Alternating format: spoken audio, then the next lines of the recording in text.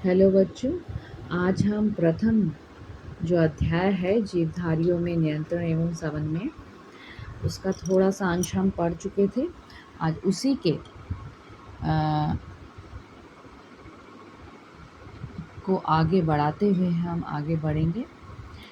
जैसे हमने कुछ शब्द सीखे थे हमारे पहले अंश में कि संवेदनशीलता, प्रतिक्रिया। तो थोड़ा सा हम फिर से रिवाइज कर लेते हैं कि हम लोग जो समस्त जीव जंतु हैं एक वातावरण के अंदर रहते हैं और जो वातावरण है वो हमेशा क्या है, परिवर्तनशील है, रहता है। तो अब इस परिवर्तनशील वातावरण में, इस बदलते हुए वातावरण में जीवित रहने के लिए हमें जो प्रक्रिया मदद करती है उसे कहते हैं संवेदनशीलता। आप या यूँ कहिए कि संवेदनशीलता क्या है कि हमारी वह क्षमता है जो इस वातावरण में होने वाले परिवर्तनों को पहचानती है और उसके अनुसार हमें प्रतिचार करने में प्रेरित करती है। आप प्रतिक्रिया कहिए, प्रतिचार कहिए, अनुक्रिया कहिए या रिस्पॉन्स करिए, चारों शब्द एक ही हैं। संवेदनशीलता का अंग्रेज़ी है सेंसिटिविटी। तुम लोगों को ना हिंदी के साथ साथ थोड़ा सा इंग्लिश भी जान के रखो, इससे तुम्हारा ही अच्छा होगा।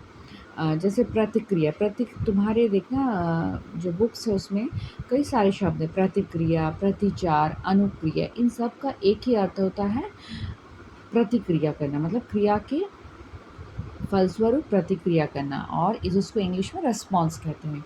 तो संवेदनशीलता हमारा एक गुण है जो हमें जीवित रहने में मदद करता है और हमारे परिवर्तन, जो होने वाले वातावरण में जो परिवर्तन है उसको पहचानने में और उसके अनुरूप हमें प्रतिचार करने में प्रेरित करता है। अब देखो, ये जो प्रतिचार होता है ये किसी परिवर्तन के फलस्वरूप होता है। उस परिवर्तन को, वो जो परिवर्तन है उसको कहते हैं उद्दीपन। क्या कहते हैं? उद्दीपन। उद्दीपन या स्टिमुलस। ये उद्दीपन दो तरह के हो सकते हैं। ये वातावरण में भी हो सकते हैं जिसको कहते हैं बाह्य उद्दीपन, या फिर हमारे शरीर के अंदर, किसी जीव के शरीर के अंदर आंतरिक उद्दीपन भी हो सकते हैं। तो इसी को हम और भी आगे बढ़ाएंगे। हम सर्वप्रथम ना पहले हम पौधों में पढ़ेंगे, पौधों में प्रतिचार या पौधों में रिस्पॉन्स कैसा होता है। हम लोग जैसे जैसे पहले अंश में कहा था कि पौधों में रिस्पॉन्स जो होता है वो क्या होता है, बहुत धीमी गति से होता है। हाँ, क्योंकि पौधे क्या होते हैं, एक ही स्थान पर स्थिर रहते हैं, इसलिए जीव जंतुओं की तुलना में उनमें धीमी गति से प्रतिचार या फिर अनुक्रिया या फिर प्रतिक्रिया होती है, क्योंकि उनमें तंत्रिका तंत्र का भी अभाव होता है।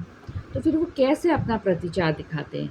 वो अपना प्रतिचार हार्मोन के प्रभाव से दिखाते हैं, या हार्मोन की सहायता से उनमें प्रतिचार देखने को मिलता है।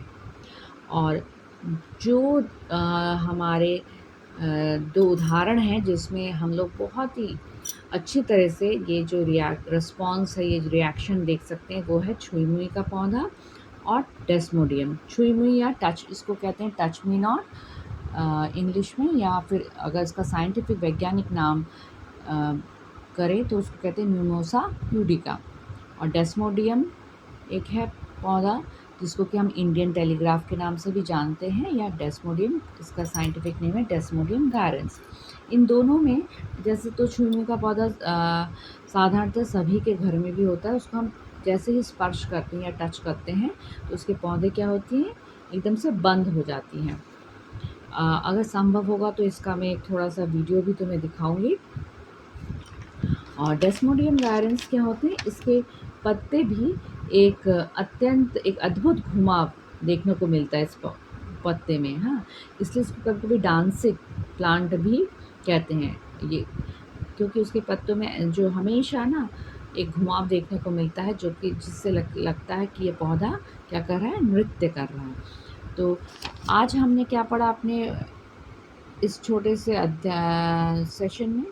संवेदनशीलता क्या होती है, प्रतिक्रिया क्या होती है, उद्दीपन क्या होता है और पौधों में प्रतिचार कैसे होता है और इसके क्या-क्या उदाहरण हैं। और एक और अंत में बात कहना चाहूँगी कि जो ये पौधों में प्रतिचार अ, जो देखने में मिलता है ना, इसका इसकी खोज या पौधों में संवेदनशीलता की खोज आचार्य जगदीश चंद्र बोस जी, जो कि बहुत बड़े वैज्ञानिक थे, उन्होंने की थी। तो आज बस इतना ही, तुम लोगों को ये सब थोड़ा रिविज़न करके रखना है। अब अगर इसमें बोलो कि मैम इसमें से कौन-सा प्रश्न आता है वेस्ट बंगाल बोर्ड में, तो कोई भी नहीं आता। तो फिर पढ़ाई क्यों? इनको इसलिए पढ़ना है क्योंकि ये हमारा बेस का निर्माण करेगी। आगे जो हम पौधों की गति पढ़ेंगे ना, इसमें ये सारे टर्म्स होंगे, इसको इसलिए इसको जानना बहुत ज़रूरी है। ओके, आज बस इतना ही, इसको ही जस्ट रिविज़न करो, फिर आगे बढ़ेंगे। बाय।